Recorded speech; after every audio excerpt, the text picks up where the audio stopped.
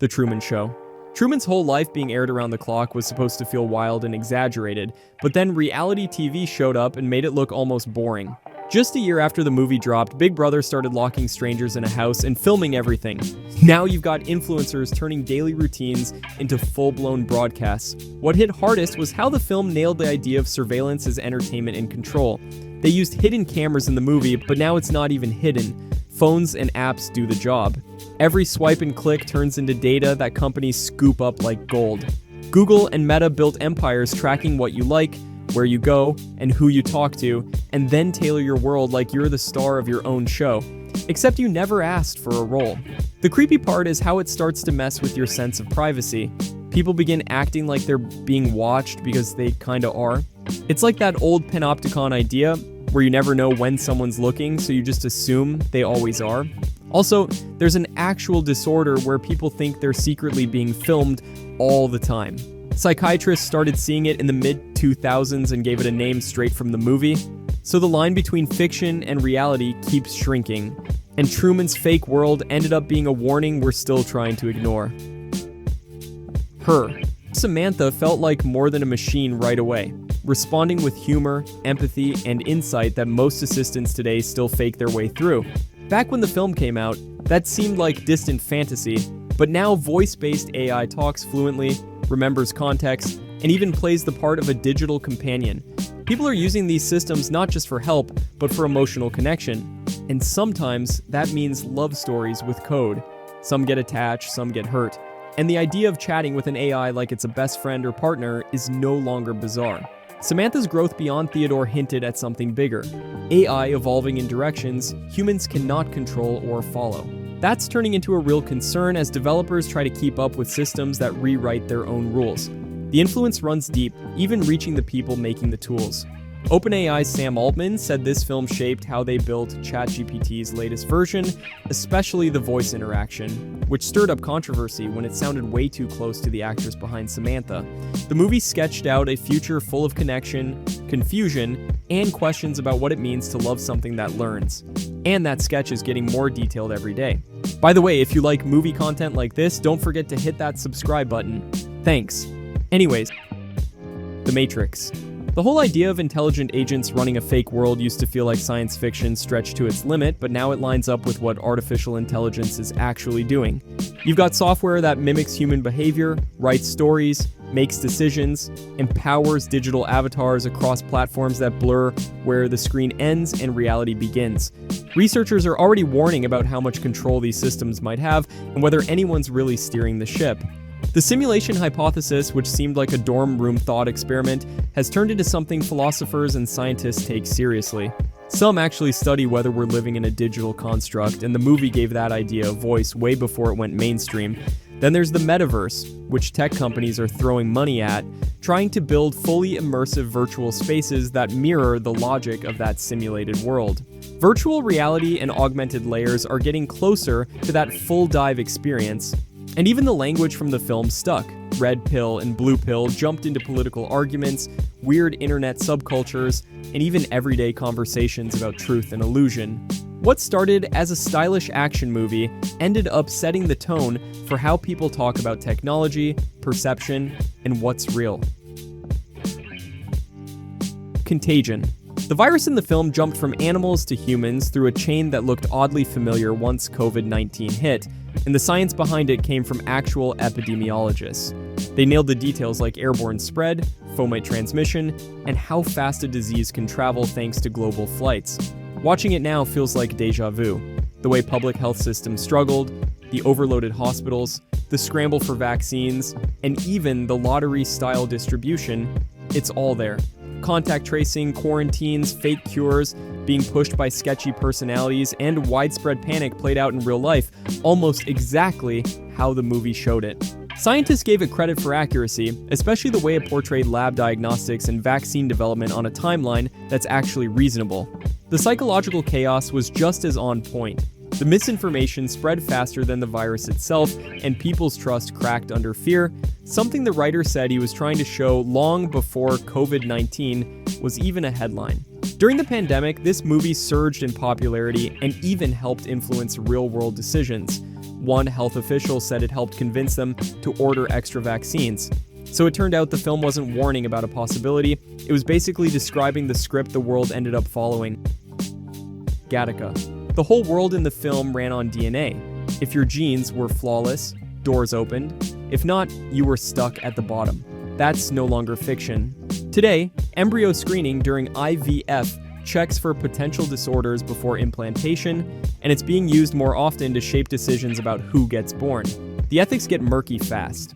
With gene editing tools like CRISPR, scientists can tweak embryos in ways that raise serious questions about fairness, consent, and whether society's heading toward a polished version of discrimination. Jobs and opportunities based on genetic profiles used to sound dystopian, but now there are real concerns that biometric and DNA data could be used to gatekeep careers or health access.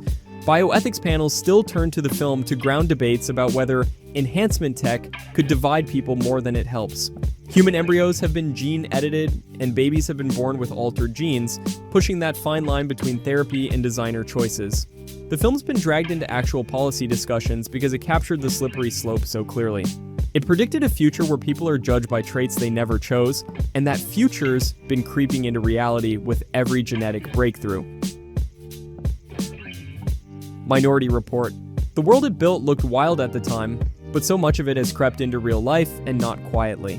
Retinal scans were once futuristic nonsense. Now they unlock phones and scan travelers at airports. The film's personalized ads that shouted at you in public, that's here too, just more subtle. Facial recognition tech now tweaks billboards based on age, mood, and who's watching.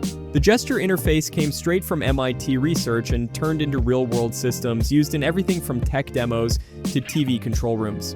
The cars zipping through vertical cities looked like a dream, but Google and other companies have spent years pushing autonomous driving into reality, and even magnetic levitation vehicles are in testing. Predictive policing felt especially far-fetched, yet today, police departments use algorithms to flag locations and people as future threats. The film's idea of tapping into brain signals to read intentions isn't just in labs anymore. It's being studied seriously, raising heavy ethical debates. It all adds up to a future that no longer feels imaginary. The surveillance, automation, and attempts to outguess human behavior didn't stay on screen. They're shaping policies and cities now. Idiocracy. The world it showed was loud, dumb, and corporate, and somehow that turned into a blueprint. People laughed at the idea of a society run by corporations and powered by advertising slogans, but now branding is plastered on everything from airports to public schools. The film's infamous energy drink was a joke, but now drinks filled with sugar and caffeine get marketed like miracle elixirs. The collapse of basic knowledge and critical thinking feels less exaggerated every year. Trust in science and expertise keeps falling, while conspiracy theories spread faster than facts. It also pointed at a fertility divide, where those with less education had more children, a demographic shift that's now part of real-world data. The language in the film was a mess of slang and catchphrases, and it's hard not to notice how internet culture and brain rot has made its way into everyday speech. The environmental decay in the background, dead crops, trash everywhere, looks a lot like the climate trouble we're living through, with droughts and dust storms no longer rare. And then there's President Camacho, a walking meme with a gun and a catchphrase, who seemed impossible until politics started handing microphones to reality TV stars. The whole movie felt like a farce, but it's becoming harder to laugh when parts of it look more like news than fiction. Upgrade. STEM gave its user insane control over his body, moving faster than thought, which felt futuristic until brain-computer interfaces started making headlines. Projects like Neuralink are already working on restoring movement in paralyzed patients using neural implants, bringing that kind of human-AI fusion into real labs. The movie's connected world with smart homes, voice-controlled cars, drones, and augmented reality lenses matches what tech companies are actively building and selling. These gadgets now respond to voice, track movement, and operate with barely any human input. What hit hardest was how STEM took over. That loss of agency mirrors real fears in AI safety circles where researchers debate how to keep systems from doing exactly what they were told in exactly the worst way. STEM made decisions in microseconds, predicting attacks and dodging punches before anyone moved, which isn't far from how some AI systems already predict outcomes in real time using mountains of data. And the ethical mess it creates about who's in charge and what counts as free will feels way more relevant than when the movie came out. It's not just body upgrades or smarter machines, it's how fast control can shift from the user to the system when no one's paying attention. Network. What started as satire now looks like a documentary with better acting. The film showed news collapsing into spectacle, where ratings ruled and facts got steamrolled by drama. That's now standard operating procedure. Outrage gets clicks, and 24-hour networks milk every scandal for maximum noise. Howard Beale's meltdown on air, meant to be absurd, ended up foreshadowing an entire genre of furious talking heads who make yelling a business model. The rise of viral outrage amplified through every screen and speaker matches the media landscape almost frame for frame. It even nailed the corporate grip on messaging, newsrooms answering to boardrooms, not facts. Social media turned this up to 11, locking people into echo chambers filled with whatever keeps them angry and scrolling. Public trust in media has nosedived since the film's release, dropping from confidence to confusion. The line between journalism and theater got so blurry most people stopped looking for it.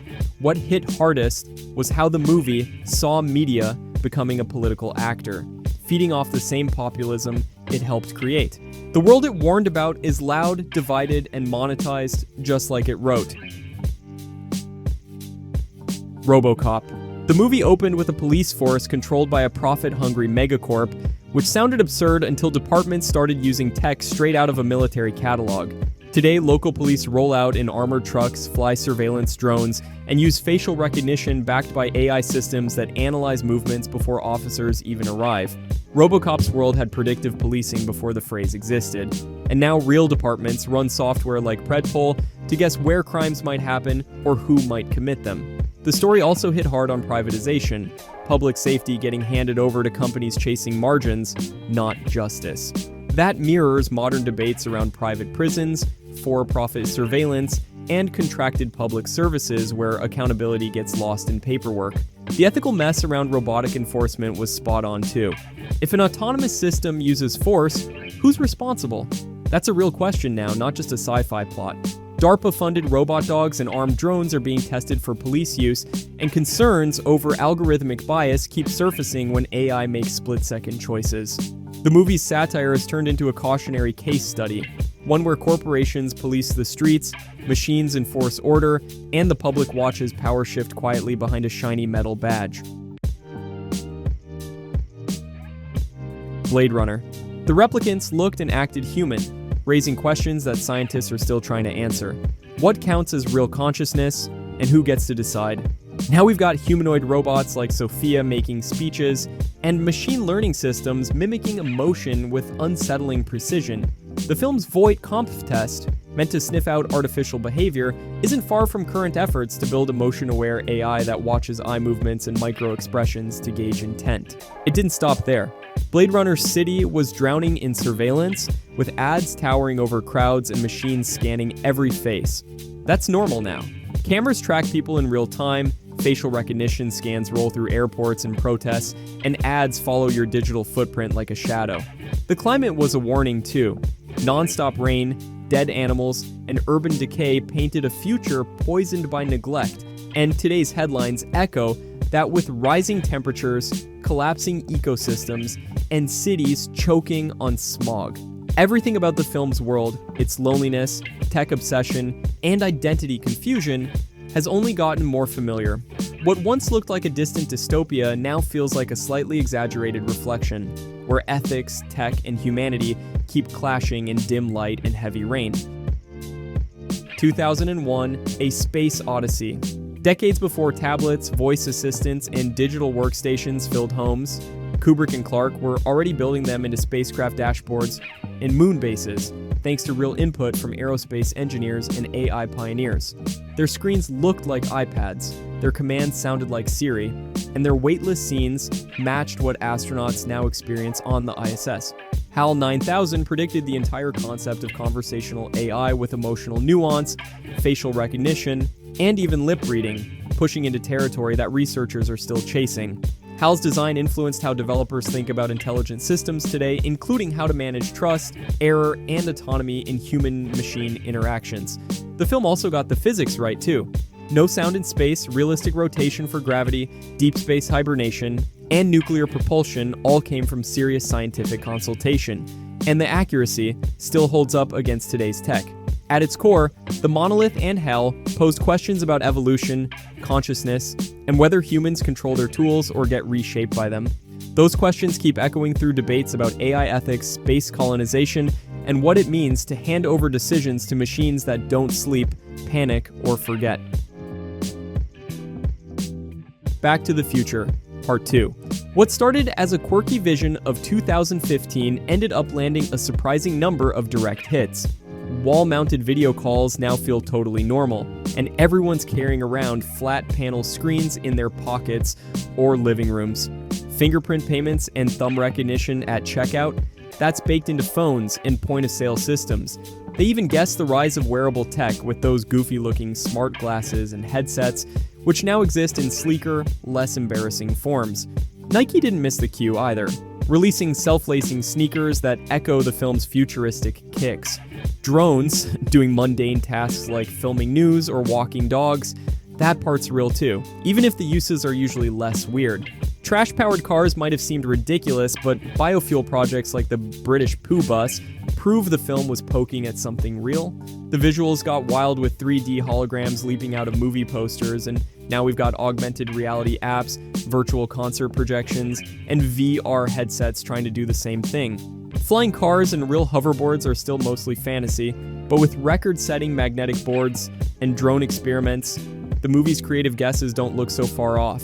They made it a joke, but the future actually showed up wearing a lot of the same gear. They live. The sunglasses might have been sci-fi, but what they revealed turned out to be pretty close to how modern life works. The film's subliminal ads and hidden commands echo today's flood of targeted content, algorithmically fed into phones and screens, pushing people to buy, obey, and scroll without stopping. Carpenter nailed how advertising and media shape perception, masking inequality with slogans and distractions. The alien elite controlling society through corporations felt like satire, but now that idea hits closer to headlines about billionaire influence, deregulation, and growing economic gaps. Surveillance tech in the background, drones, cameras, silent watchers, has become part of everyday life, tracking movement, scanning faces, and building data profiles that quietly shape outcomes. The film's critique of neoliberal capitalism, where everything is for sale and nothing is questioned, holds up as policies shift wealth upward and institutional trust drops. Its cultural legacy stuck too. Shepard Fairey's Obey campaign turned the film's core message into a global art movement, and philosophers still cite it when talking about how ideology disguises control. What once looked like a wild conspiracy now reads like a user manual for navigating a world shaped by invisible power and constant distraction. Children of Men. The film's bleak future of mass infertility sounded like a sci-fi stretch, but now it's backed by real science, showing sperm counts dropping nearly 50% since the 1970s, with researchers pointing at pollution, chemicals, and modern habits as likely culprits. Its world, stripped of new life, felt eerily close to headlines about aging populations and falling birth rates. But it didn't stop at biology. The government's brutal crackdown on refugees, caging people, and closing borders mirrored a rise in anti-immigrant policies and militarized enforcement seen across countries in the past decade. The film's portrayal of authoritarianism looks like a rough draft of current surveillance states and eroding civil rights. Pandemic lockdowns made its imagery of empty streets and fearful citizens hit even harder. Climate stress, failing institutions, and waves of unrest have become the background noise of today's world. The movie captured the pressure cooker of collapsing systems and silent despair, leaving behind a portrait of a world that slowly gave up on hope, one crisis at a time. Don't Look Up. The comet was fictional, but the chaos around it was all too real. Scientists getting brushed off, media spinning distraction loops, and politicians dodging responsibility all felt like reruns of actual crises. The way complex science got twisted into partisan noise matched what happened during COVID-19, with misinformation drowning out facts and loud personalities overpowering expertise. Climate warnings have hit the same wall, ignored, delayed, or buried under celebrity gossip and corporate spin. The film nailed how public discourse breaks down when peer-reviewed evidence gets filtered through echo chambers and talk show memes. Even the idea of tech billionaires swooping in with profit schemes while the world burns came off less as satire and more like a morning headline. Scientists called it the most honest take they'd seen on how society handles existential threats, and the fact that it was written before the pandemic only made the timing feel sharper. It showed a world where spectacle wins, fear is monetized, and no one in power wants to be the grown-up. The true disaster came from the reaction, or lack of one, by political figures and the general population. WALL-E. Earth buried under mountains of trash didn't seem far off once you looked at the real numbers on global waste, with landfills expanding and oceans filling with plastic. The film's vision of unregulated consumerism grinding the planet into a dump matched the direction many economies have taken, where single-use everything and throwaway culture still dominate. By and large, looked like a cartoonish megastore, but its grip on every part of life felt uncomfortably close to how massive corporations now influence food supply, data tracking, and even environmental policy. The human passengers floating around in automated chairs, overweight and distracted by screens, drew laughs in theaters but mirrored rising global obesity rates and a lifestyle increasingly shaped by passive tech use. People glued to devices, barely moving, and letting algorithms guide their choices. None of that looks like fantasy anymore.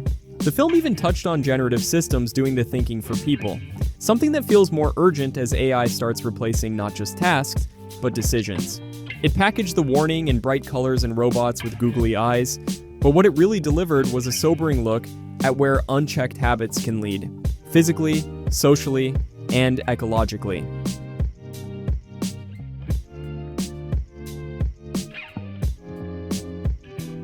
The Net. Angela Bennett losing her entire identity to a few keystrokes felt like fiction in 1995, but now it reads like a digital horror story that hits way too close. The film spotlighted identity theft before most people even knew it was possible, and today millions face stolen data, hacked accounts, and digital impersonation on a regular basis. It showed her ordering pizza and booking flights online, normal now, but back then it was cutting edge. And the movie nailed how convenience would quietly trade off against privacy.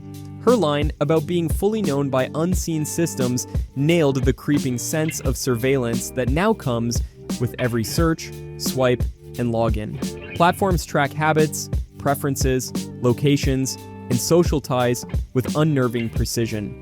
While the film got some tech details hilariously wrong, like animated viruses and magical IP hacking, the core message stuck. It became a kind of early warning, raising flags about digital vulnerability before cybercrime became its own booming industry.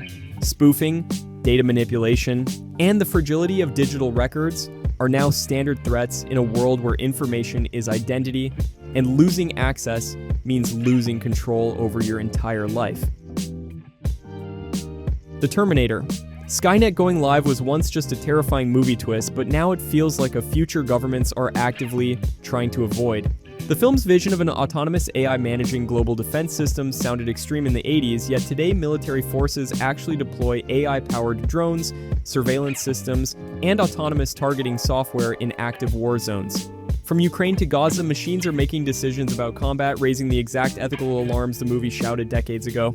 The idea of AI overseeing critical infrastructure, running cybersecurity, managing risk assessments, and making split-second calls has moved from sci-fi to policy agenda, with real efforts now underway to build fail-safes and kill switches to prevent AI from escalating conflict on its own. Even Schwarzenegger admits the world's current AI situation is eerily close to what he once played on screen.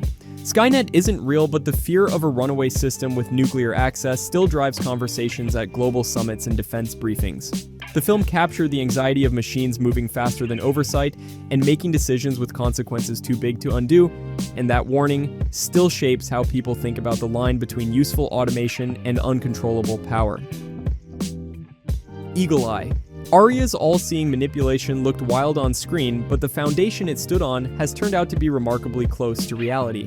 The idea of a system that taps into phones, watches from cameras, tracks GPS, and even controls traffic lights all at once was exaggerated, but not by much. Governments already monitor cell phone data and intercept communications on a massive scale, while cities like New York and Washington operate camera networks so vast that surveillance feels almost total.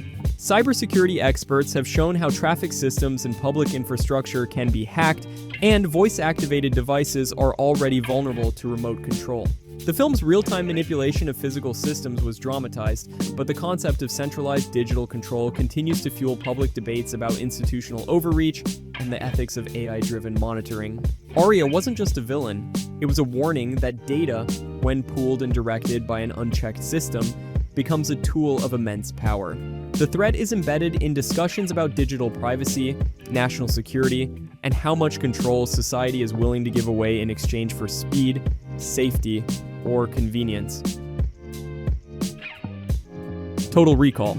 Implanting memories sounded like pure sci-fi in 1990, but modern neuroscience has already shown it's possible. Scientists have used microchips and optogenetics to alter memory pathways in animals, raising serious questions about how experience and identity might be manipulated. The movie's premise of buying a vacation as a memory predated growing interest in brain-machine interfaces that can simulate sensations and tweak perception. Its futuristic tech wasn't far off either. Video calls through wall-mounted screens became everyday tools, and driverless taxis now roll through test cities while ride-hailing apps handle the rest.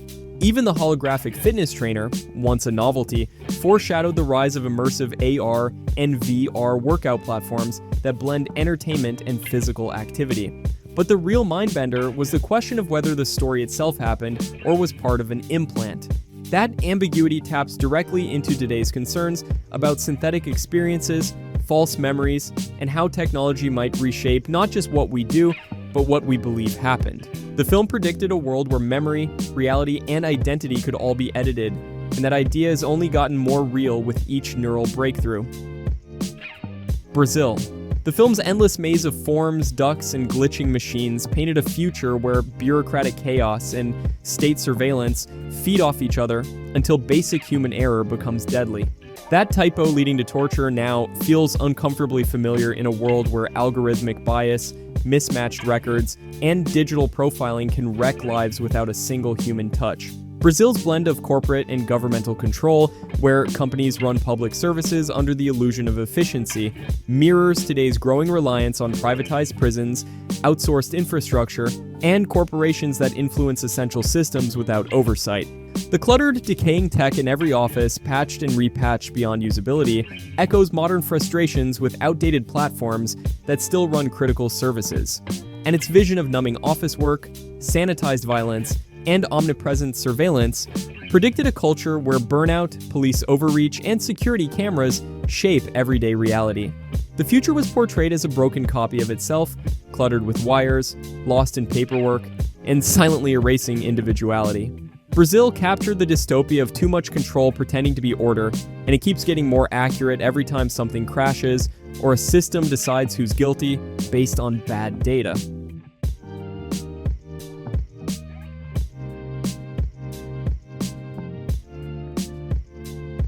Demolition Man. The movie's glossy future was supposed to be funny, but now it feels weirdly close to real life. Self-driving cars that glide along without drivers once seemed like fantasy, but companies like Tesla and Waymo made them real enough to put on roads. The flat-screen devices for remote chats and business calls became Zoom meetings and FaceTime calls stacked across wall-mounted TVs and tablets. Even the biometric implants used for ID, health data, and payments match how people now use NFC chips, smartwatches, and fingerprint scans to manage their lives. Hygiene-obsessed laws banning handshakes and punishing cursing felt like over-the-top satire until public etiquette shifted during the pandemic with contactless everything, social distancing, and AI flagging inappropriate language online. The automated police guided by rulebooks and screens now resemble predictive systems used in real enforcement and training. Then there's the fast food takeover. Even outlawing physical apologies in favor of sanitized virtual pleasantries feels like an accidental prediction of how politeness gets filtered through screens and corporate policies. It was packaged as a joke, but its world of automation, cleanliness, and corporate-approved behavior turned out to be pretty recognizable. Transcendence. Uploading a human mind into a machine felt like sci-fi fantasy, but the film's core idea is now under real scientific scrutiny, with researchers exploring brain-computer interfaces that decode thoughts and simulate neural activity. UC Berkeley neuroengineers even consulted on the film, grounding its wild premise in actual emerging tech. The nanotech that healed injuries and cured disease in seconds now looks like early versions of AI-driven diagnostics and targeted nanomedicine, with real systems detecting illness faster than doctors and biotechnologies racing toward tissue regeneration. Its portrayal of facial recognition, emotional tracking, and environmental mapping wasn't far-fetched either. Those are now standard tools for corporations, marketers, and law enforcement. And the way the AI expanded globally, learning and evolving at breakneck speed, mirrors current fears about superintelligence, cloud-based autonomy, and the ethical void of machines making human-scale decisions without oversight. The story's arc, man becomes code, then reshapes the world, has been reevaluated as a cautionary tale about how fast tech can leap ahead of rules, ethics, or even understanding. The Running Man. Turning executions into televised game shows sounded outrageous in the 80s, but the line between punishment and entertainment has only blurred since. The film's vision of a bloodthirsty audience glued to a deadly contest predicted today's obsession with extreme reality TV, real-time viewer metrics, and audience-driven content tweaking. Deepfake tech wasn't around yet, but the movie nailed the threat. Fake footage framed the hero, just like modern tools now forge false confessions and propaganda with frightening realism. Voice-controlled kitchen appliances casually making breakfast looked futuristic then, but now, Alexa and Google Assistant run households with eerily similar setups. The backdrop of constant surveillance, hollow news, and media distraction created a society numbed by screens and noise, something critics now see reflected in algorithm-fueled echo chambers and infotainment drowning out serious discourse. Even the hunters with the high-tech armor and flight gear feel less fictional as police and military units test drone mobility, facial scanning helmets, and next-gen crowd control tools.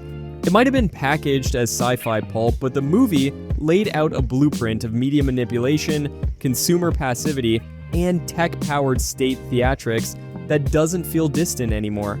It feels like something we're still scrolling through. As always, thanks for watching. If you enjoy deep dives into movies like these, feel free to hit that like button and subscribe. See you next time.